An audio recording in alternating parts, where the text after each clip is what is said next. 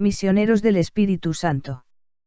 Conchita tuvo en 1894 la inspiración de esta obra, de la Congregación de los Religiosos que, al principio, se llamaban Religiosos de la Cruz. Sin embargo, guardó este secreto hasta que en abril de 1903 pudo comprender que el padre Félix Rougier era el escogido de Dios para esa obra. El padre Félix era un hombre de Dios. Tenía unas cejas muy anchas y abiertas, con profundidad en la mirada. Todo el que lo conocía quedaba admirado de la penetración de su palabra. No dominaba el español, pero se hacía oír y entender. Su causa de beatificación está en marcha. El 9 de abril de 1903, Jueves Santo, al otro día de que Conchita había dado cristiana sepultura a Pedrito, muy temprano fue a confesarse con el padre Félix. Su alma no podía más. Ella no pensaba tocarle el punto de la fundación. Esto era un secreto que llevaba en el fondo de su corazón y que no había confiado sino a su director espiritual, pero Dios quiso, dice ella, que el padre Félix en media palabra lo comprendiera todo. Y desde este mismo día, escribirá más tarde el padre Félix a su superior general, no he tenido la menor duda del llamamiento de Dios, 1 de agosto de 1905. El mismo día, apenas pudo, corrió al altar, y con el corazón oprimido ante la perspectiva de tener que dejar su congregación, y de todos los sacrificios que este paso suponía, se ofreció como víctima por la salvación de las almas, la santificación de los sacerdotes y el progreso de las obras de la cruz. También aceptó todos los sufrimientos que Dios quisiera mandarle. El Viernes Santo, 10 de abril, Conchita aumentó sus penitencias para pedirle a Dios que se dignara aclarar su voluntad en un asunto tan importante y trascendental, como era la fundación de los Religiosos de la Cruz por el padre Félix, y claramente oyó que el Señor le decía, sí, quiero que el padre Félix sea el fundador del Oasis de Hombres, lo quiero para las obras de la cruz. 3 días después, el 13 de abril, los dos siervos de Dios tuvieron una larga conversación en la cual se puso en claro todo lo del Oasis de Hombres. En esa ocasión Conchita le dijo, he entendido que cuando llegue la hora, usted verá a su padre general y que, sin salir de su congregación, y con autorización del padre general, usted empezará la obra. Así se evitará que usted sea motivo de escándalo para sus hermanos en religión y para otras personas. Después se hará la separación, pero sin ruido. Estas palabras fueron una verdadera profecía, pues, como se verá, las cosas sucedieron tal como las anunció aquí la sierva de Dios.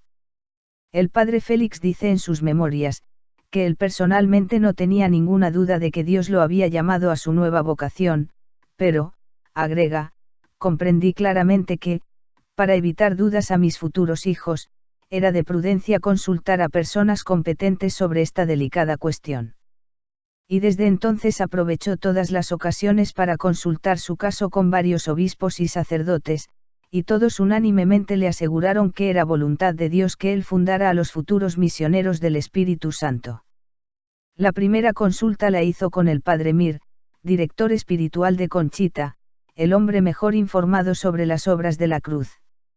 Esto lo hizo durante los ejercicios espirituales, que en Oaxaca les predicó el padre Mir, del 17 al 23 de abril de 1903 a él, y a otros maristas como preparación al voto de estabilidad en la Sociedad de María, que en presencia del padre provincial hicieron el jueves 23 de abril. El padre Mir y el padre Félix dedicaron todo el domingo 19, a examinar la voluntad de Dios según las reglas de los ejercicios de San Ignacio, 3 tiempos para hacer sana y buena elección, etc. Y sin vacilación decidieron los dos, que la voluntad de Dios, era que el padre Félix fundara la congregación de los Religiosos de la Cruz, y resolvieron que al día siguiente, en la misa, a la hora de la comunión, el padre Félix hiciera el ofrecimiento.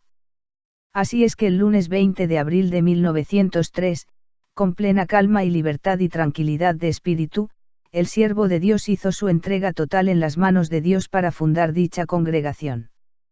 El 24 de abril se despidió del padre Mir y el 25 llegó a México. En la primera oportunidad, 27 de abril, fue a ver a Conchita y le contó todo lo ocurrido en Oaxaca. Ella lo invitó otra vez a que se hiciera santo. Para poder hacer esta obra realidad el padre Félix quiso consultarlo personalmente con su superior general. Salió de México el 16 de julio de 1904, rumbo a Francia para pedir el permiso de ser el fundador de esta obra, pero el superior general no le dio permiso y lo mandó a vivir a la casa de Barcelona.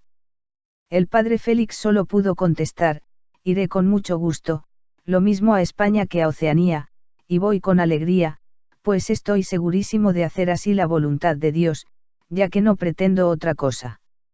En vista de que el superior general no le daba permiso al padre Félix, el arzobispo de México decidió que Monseñor Leopoldo Ruiz, arzobispo de Morelia, y el canónigo Emeterio Valverde fueran a Francia a hablar personalmente con el superior general de los maristas, pero tuvieron que regresar sin nada concreto, pues el general había muerto y esperaban el capítulo general para que el nuevo superior general tomara la decisión.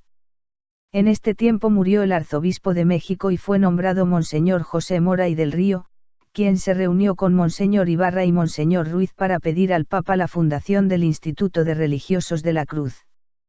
En Roma, exigieron que estudiaran más a fondo los libros escritos por Conchita y ver si su espíritu era auténtico. El Papa Pío X decidió el 2 de marzo de 1910, que todavía faltaba más información y que no podía dar aún el permiso de fundación. El año 1913, Monseñor Ibarra fue a Roma con Conchita y pidió audiencia privada con el Papa. Ella escribió, cuando entré, estaba el Papa sentado frente a su escritorio y Monseñor Ibarra enfrente. Yo me arrodillé, llorando, y él me habló. Por fin me repuse y él me dijo que qué pedía. Yo le pido a su santidad que apruebe las obras de la cruz. Están aprobadas, no temas, y te doy una bendición muy especial para ti, para tu familia y para las obras. Ya hablé con Monseñor y todo se arreglará este año.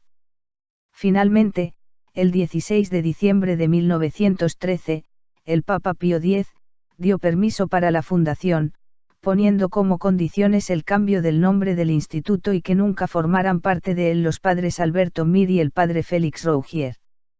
Monseñor Ibarra, en otra audiencia privada, le pidió al Papa si el padre Félix podía con permiso de sus superiores, formar a los nuevos religiosos del instituto.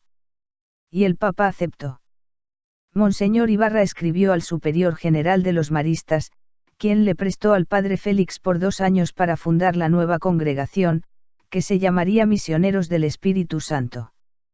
Después de muchas dificultades ocasionadas por la Guerra Mundial de 1914, y de la persecución mexicana, el 15 de agosto de 1914, el padre Félix llegó a Puebla para ponerse a las órdenes de Monseñor Ibarra.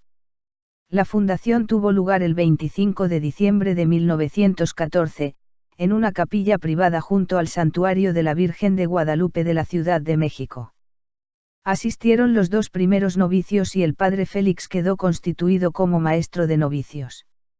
Monseñor Ibarra consiguió que, antes de que expirase el plazo, el superior general concediera otro plazo de 2 años para que el padre Félix siguiera trabajando, a ocultas, sin poder salir a buscar vocaciones, debido a la feroz persecución religiosa de México. Monseñor Ibarra murió el 1 de febrero de 1917. El nuevo arzobispo de Puebla, Enrique Sánchez, consiguió otros 2 años y después 5 años más y después con el permiso y bendición del superior general de los maristas, el Santo Padre Pío XI, concedió al padre Félix la facultad de pasar a la nueva congregación fundada por él. El 28 de marzo de 1926, el padre Félix pronunció sus votos como misionero del Espíritu Santo. Sus frases más comunes eran Dios, Dios, Dios. Hacerlo todo por amor. Con ella, María, todo, sin ella nada. Después de la muerte del padre Félix, afirma Monseñor Peñalosa, los misioneros del Espíritu Santo se han extendido a lo largo de la República Mexicana, de Guatemala, Perú, Estados Unidos, España e Italia. Su actividad se desarrolla sobre todo en la dirección espiritual y en su trabajo a favor de los sacerdotes. Propagan la devoción al Espíritu Santo, el Espíritu de la Cruz, la devoción a la Virgen María y son obedientes siempre a la jerarquía de la Iglesia. La Sagrada Congregación de Religiosos les dio el 12 de diciembre de 1931, el Decretum Laudis. El 12 de diciembre de 1939, la Santa Sede concedió la aprobación definitiva del Instituto y de sus constituciones.